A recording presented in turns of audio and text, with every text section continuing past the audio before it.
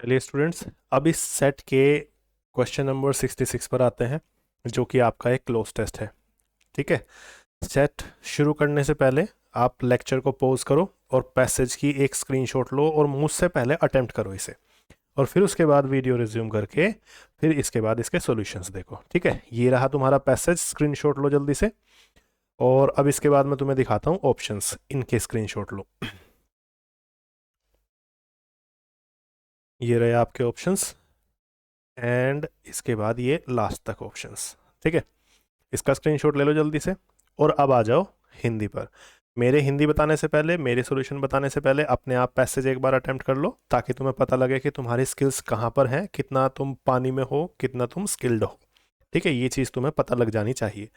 और उसके बाद मेरे पास आओ, और फिर उसके बाद चैट बॉक्स में बताना, मुझे कमेंट बॉक्स में बताना कि तुम्हारे कितने मार्क्स सही है। ठीक है, डेली रूटीन हम मेंटेन कर रहे हैं अपना क्लोज टेस्ट का।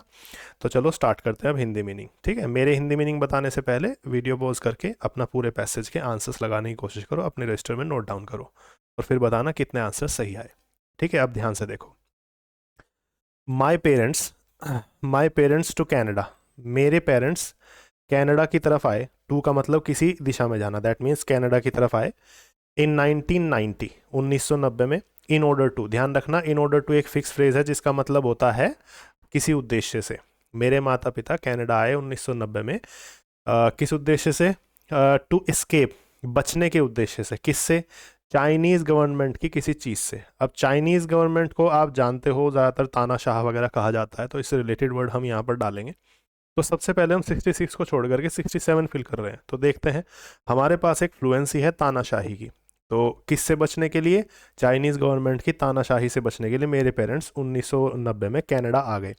तो कनाडा आ जाना, यहाँ पर आ जाने का सेंस है। अब देखो, कनाडा में आना, किसी देश को छोड़ करके किसी दूसरे देश में आना, क्या कहलाता है? देखो, इन्वेड का मतलब चढ़ाई करना होता है, तो चढ़ाई करने का तो यहाँ पर सेंस नहीं है, आक्रमण करने का सेंस यहाँ पर नहीं है। इमिग्रेट का मतलब किसी दूसरी जगह पर आकर के बस जाना, ये सेंस है, ये आंसर आपका हो सकता है। ठीक है, इनफिल्ट्रेट का मतलब भी यहाँ पर नहीं होगा, और इनवाइट का मतलब भी यहाँ पर नहीं होगा। तो इमिग्रेट एक ऐसा वर्ड दिया गया है यहाँ पर जो कि कहीं पर आकर के बस जाना होता है, तो आपका आंसर यहाँ पर बी वर्ड होगा। समझ गए? बहुत इजी इजी सी वोकैबलरी दे रखी है सारी, और वोकैबलरी के इजी या हार्ड होने से, या आपने कम पढ़ रखी है उस वोकैबलरी को, ज़्यादा पढ़ रखी है वोकैबलरी को, उसी से ही आपका पैसेज टफ या इजी होता है। तो जितनी ज़्यादा वोकैबलरी आपको याद है, उतना ही अच्छा आपका पैसेज पेपर में होता है, उतने ही कम टाइम में होता है। टाइम मैनेज उसी बच्चे का हो पाता है जिसकी वोकैबलरी अच्छी हो।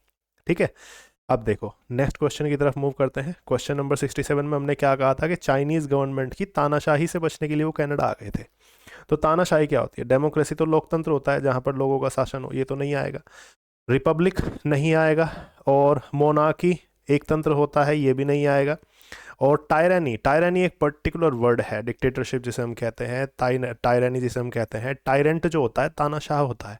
टायरेंट को ही अगर हम टायरानी कह देते हैं नाउन के रूप में, तो वो कहलाता है तानाशाही। तो आपका आंसर डी होगा। अच्छा, ये जो वर्ड है मोनार्की, डेमोक्रेसी, टायरानी, ये तुम्हें जो मैंने बैच में वो वोकेबलरी की लिस्ट प्रोवाइड कराई हुई है सब्सटीट्यूट्स की, वहाँ ये सारे वर्ड लिखे हुए मिल जाएंगे तुम्हें, है ना? चलो अब आगे बढ़ते हैं। तो चाइनीज़ गवर्नमेंट की तानाशाही से बचने के लिए मेरे पेरेंट्स 1990 में कनाडा में आकर के बस गए थे। And and to build a better, और कनाडा में क्या करने के लिए वो आए थे? कि वो बेटर कोई चीज़ बिल्ड कर सके, कोई चीज़ का निर्माण कर सके, कोई चीज़ बना सके। अब ध्यान से देखो, यहाँ पर मैं तुम्हें एक चीज़ बताता हूँ। इनकम और लाइवलीहुड, दोनों के दोनों इनकम ही है। लाइवलीहुड का मतलब भी आजीविका ही होता है, और ये दोनों बिल्ड नहीं किए जाते, ये दोनों अर्न किए जाते हैं। तो अगर यहाँ पर बिल्ड की जगह पर अर्न वर्ड होता, अर्न वर्ब होती, तो हम इन दोनों में से किसी एक पर विचार कर सकते थे। लेकिन चूंकि बनाने का सेंस है, तो लाइवलीहुड बनाई नहीं जाती, कमाई जाती है। इनकम बनाई नहीं जाती, कमाई जाती है, इसलिए ये दोनों आंसर तो नहीं होंगे बी और डी, क्योंकि दोनों एक ही है। ठीक है, अब आता है लिविंग बनाने के लिए या लाइफ बनाने के लिए।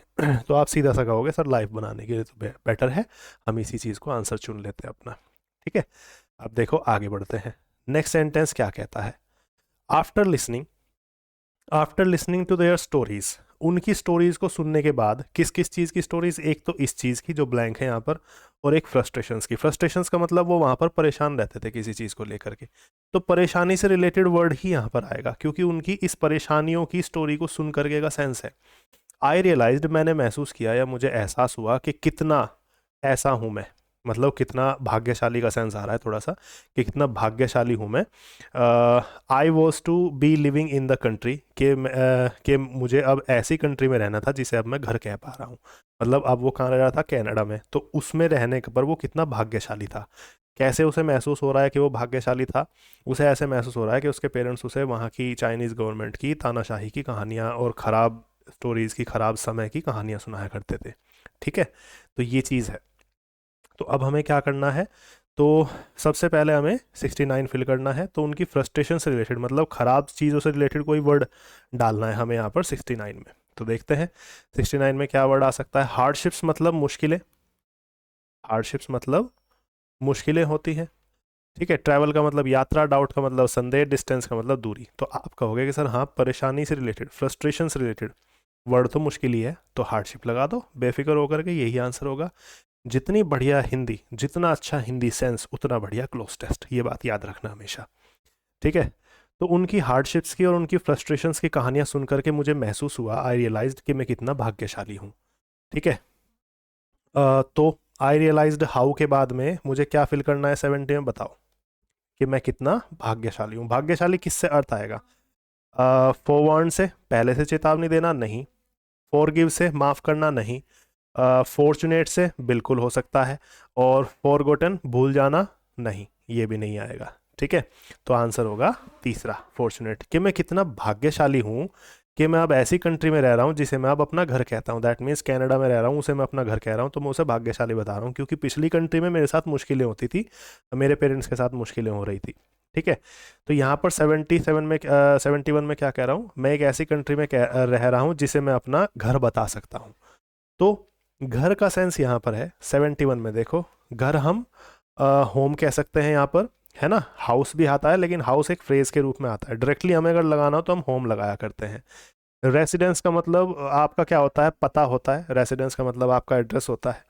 और प्रॉपर्टी का मतलब नॉर्मल आपकी जो संपत्ति है वो। तो रेसिडेंस, पते का सेंस, पता का सेंस, और यहाँ पर प्रॉपर्टी का सेंस तो नहीं आ रहा है, तो हाउस या होम में से एक फिल करना है। हाउस तो द हाउस या इस तरह के फ्रेजेस में आता है, तो डायरेक्टली अगर आपको यूज़ करना है तो आप होम यूज़ करते हैं, जिसे मैं अब अपना घर बता रहा हूँ। ठीक है, हाउस का मतलब मकान या बाहरी चीज़ के रूप में भी लिया जाता है।